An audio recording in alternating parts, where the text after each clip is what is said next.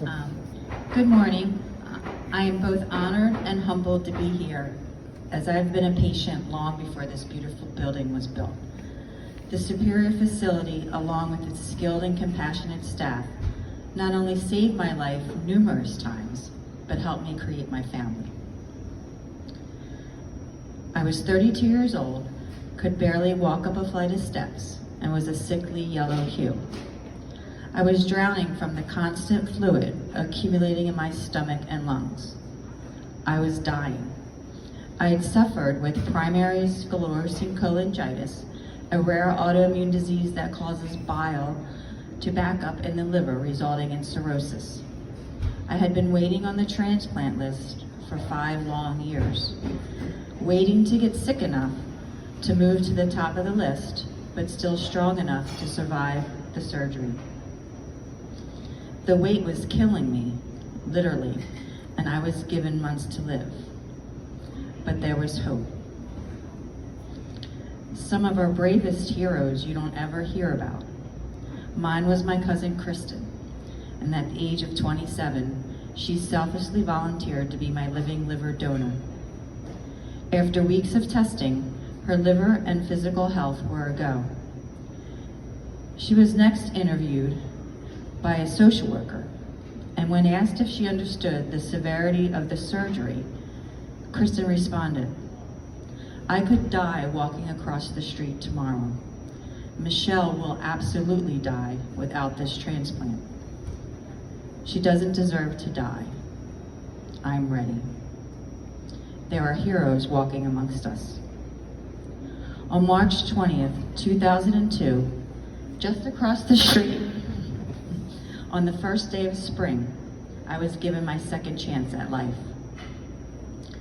As if one miracle in one lifetime isn't enough, on August 23rd, 2004, just a little over 2 years following my transplant, mine and my husband Charlie's biological son Christian was born, named to honor Kristen.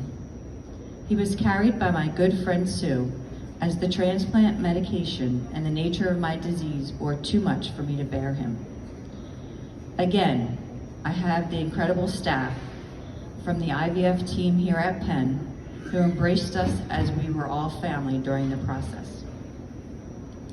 Kristen's gift gave me the gift of time to create memories with my family and friends, time to see my son reach so many milestones, time to follow his passion for racing since the age of 5, and time to give back by promoting donation.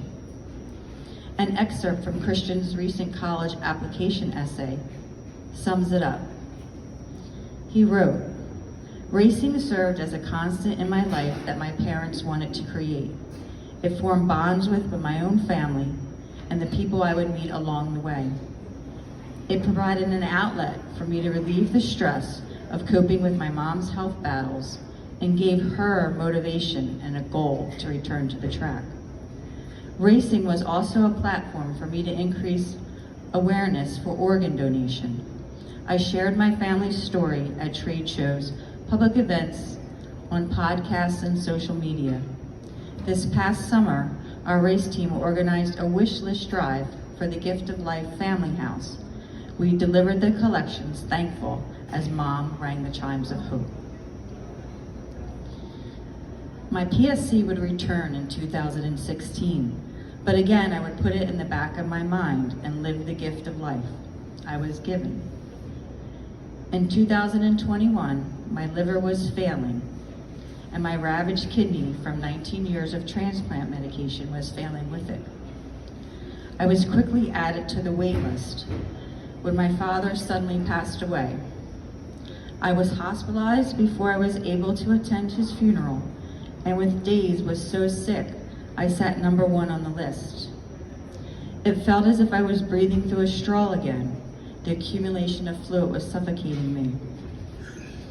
I prayed to God for a donor so that my 17-year-old son would not lose his mom and pop up in the same week. Ironically, I gave permission to honor my father's wishes to be a donor as I was waiting for my own. My father had seen the miracle in his own daughter and had discussed with us his wishes. I was wheeled into the operating room just shy of midnight on May 1st, 2021.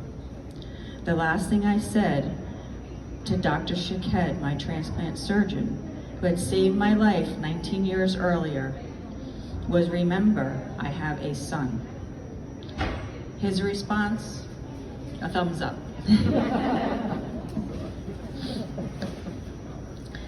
And that's all I remember.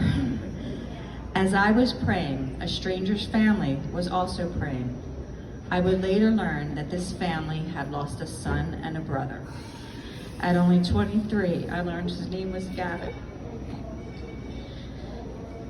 I had written to Gavin's family within months after my transplant. My letter ended with, "Enclosed are the pictures of my family your son saved. You found the kindness in your darkest moment so that my son and family could be spared such grief." Donna, Gavin's mother, and I would begin our exchange of letters and pictures. It was a total God wink that when attending the Gift of Life Remembrance ceremony for my dad, who was a tissue donor this past November in Philadelphia, that I would recognize Gavin's memorial quilt, his name in the program, and his picture.